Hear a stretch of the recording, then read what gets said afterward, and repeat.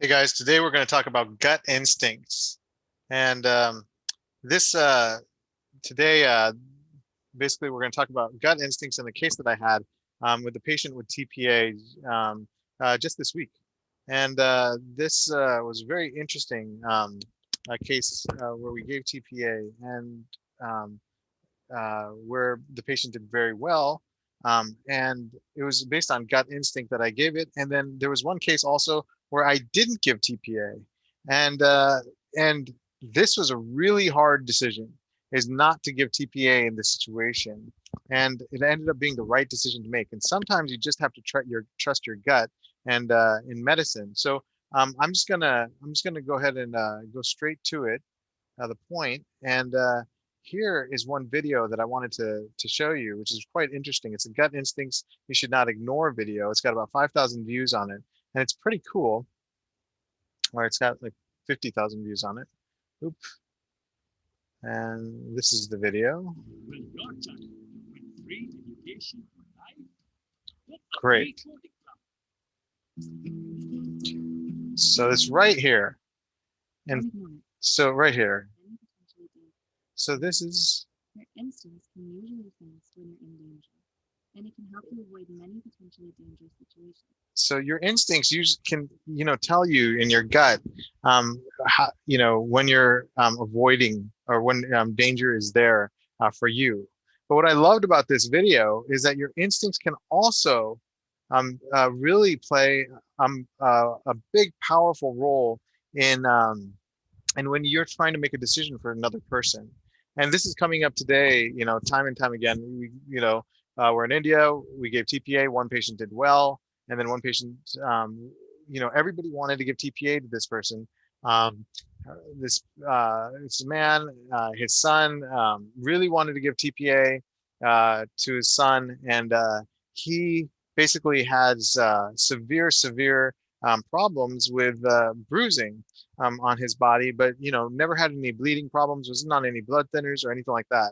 And I just looked at him, and I was thinking, he's within the window for this Alta place. He's within the window within the stroke guidelines. There's no contraindications right now. We can just send off coagulation labs after we give the TPA. But I was like, let me just wait because something in my gut said no. And when I remember when I was training, our program director at Henry Ford Hospital, Dan Miller, said, if your gut says no, you should listen to it, because that is basically one serious barometer of this. And first, while learning, all the rules of TPA, I remember Raphael Lenis also said the exact same thing when I was doing my stroke rotations at Johns Hopkins. And it's really, really, really interesting. So let me just forward to this other place. So here, let's see, it's not playing. So how do I do this? Yeah, there you go. So this is. Your instincts are not self-centered. They can sense when others are likely facing danger as well. Even if someone seems safe, happy, and normal on the surface, that normalcy may simply be a mask they're hiding behind. So sometimes you can actually sense maybe a dangerous act or something that's going on, or sometimes you're about to perform an action and whatnot. So anyway, so this man, comes in, and he came in the morning, and we were about to give him TPA, and he's well within the window for TPA, and he's got these bruises, a little bit bruises on his body. So I wait, and I just said, no, I just don't want to give TPA. And everybody's like, no, give him medicine, give him medicine, give him medicine. And then it turns out that his INR comes back at 4.5, and he's had no liver problems whatsoever throughout his whole life. He just looked like something was wrong. And there wasn't even any massive amount of bruising. There was just a few bruises on his hand. My gut was like, no. And I'm glad we didn't, because could have been that he could have bled, and he could have died. And for a minor stroke, it's probably more worthwhile not to give TPA in that setting.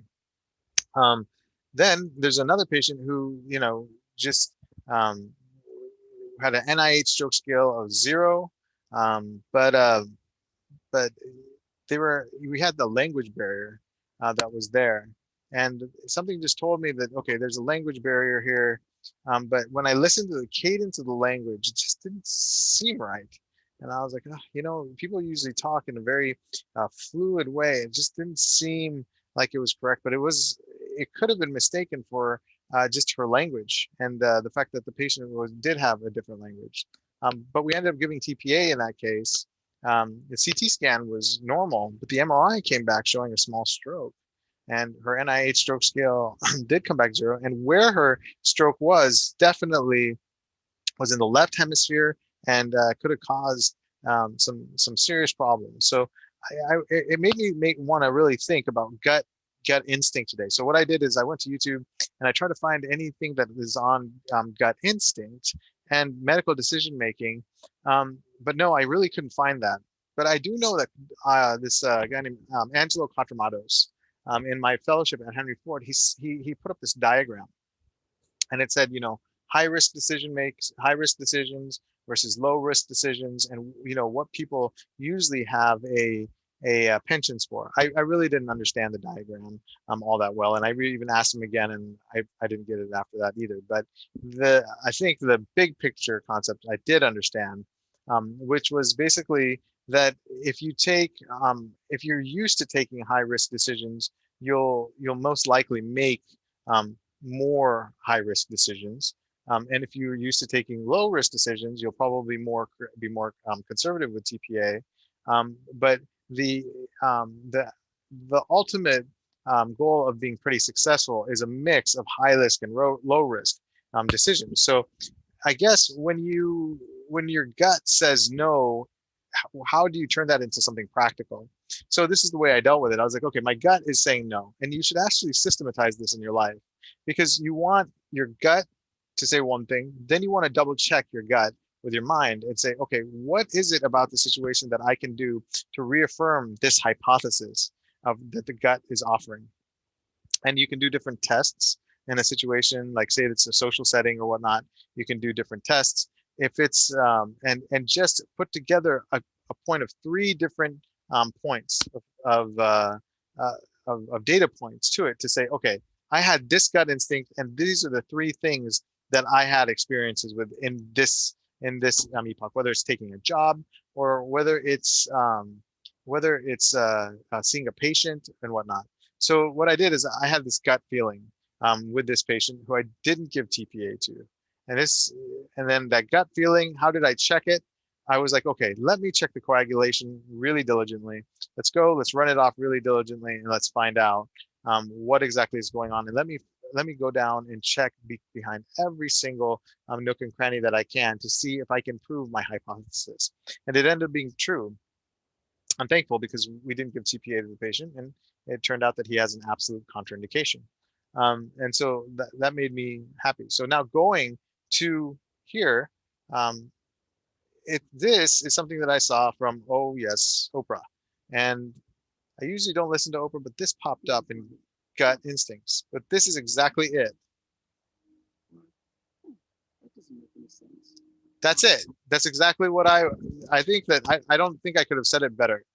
When you have this is she's talking about, I think, something bigger, but and she's talking about life decisions here. But she says it's a universe that speaks to us always. In whispers. At first it whispers. And the whisper usually in your life feels like, that's all right. Or, that doesn't make any sense. And that's it.